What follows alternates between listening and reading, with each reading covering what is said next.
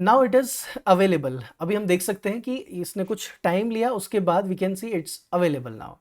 तो let's click on this database to, इस पर क्लिक करते हैं और डेटाबेस टू अभी कितना सीपीयू यूटिलाइज कर रहा है या ये सब बातें हैं जिसके बारे में हम लोग डिस्कशन करेंगे, that how we are going to monitor कि वो कितना स्टोरेज ऑक्यूपाई कर चुका है, कितनी उसकी अवेलेबिलिटी है, सारी बातें हम धीरे धीरे बात करना शुरू करेंगे। Okay, now once your database is available to you, what you are going to see, there is a port number. By default जो एसक्यूएल का पोर्ट होता है that is 3306। Okay, remember always, क्योंकि इसकी हमें अभी जरूरत पड़ने वाली है आगे चल के।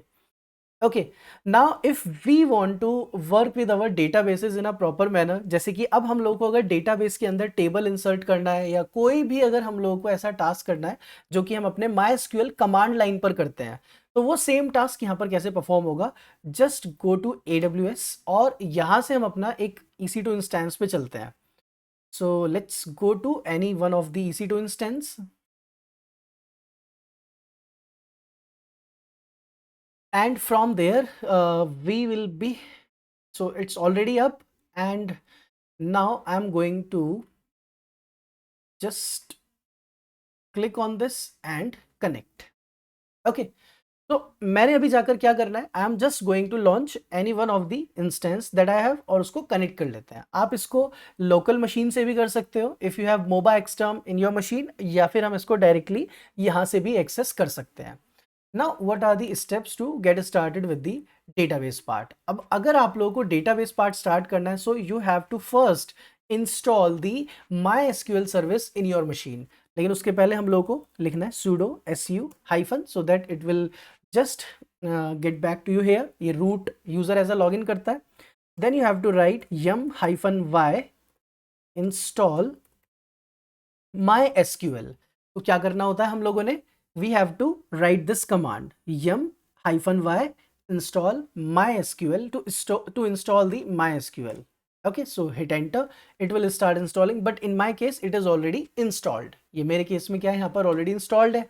अब हम जाकर लिखते हैं MySQL enter to start the server। लेकिन जैसे ही हम MySQL लिखकर एंटर करते हैं, ये बोलता है कि by default I can not connect to local MySQL server socket. तो अब उसका रीजन क्या है, the reason is very simple, कि हम लोगों को जाकर जब MySQL की सर्विस अनेबल करनी, MySQL को यूज करना है, तो आप उसको ऐसे डायरेक्टली हिट नहीं कर सकते। Okay, you can not just right MySQL, hit enter, it will start the SQL for you. so what you have to do, you have to write MySQL -h, and after that what you need to do is you need to copy this thing।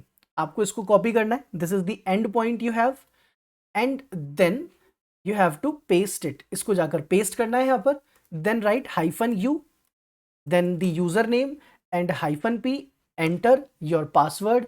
अब password जो भी आप लोगों ने लिखा था, hit enter। now you can see we are connected with the MySQL database successfully। okay, so I hope it is clear that how we can connect ourselves to the database। अब यहाँ जाकर हम देखते हैं शो डेटाबेसेस की जो command SQL में work करती है, क्या वो यहाँ पर भी करती है? बिल्कुल।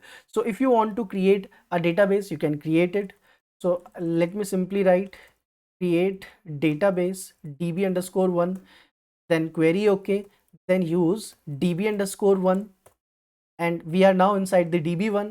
then I can even create a table।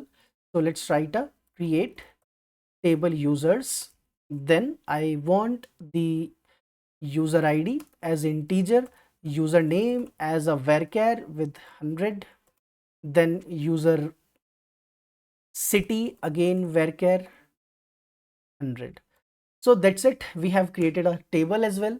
now I can see my table।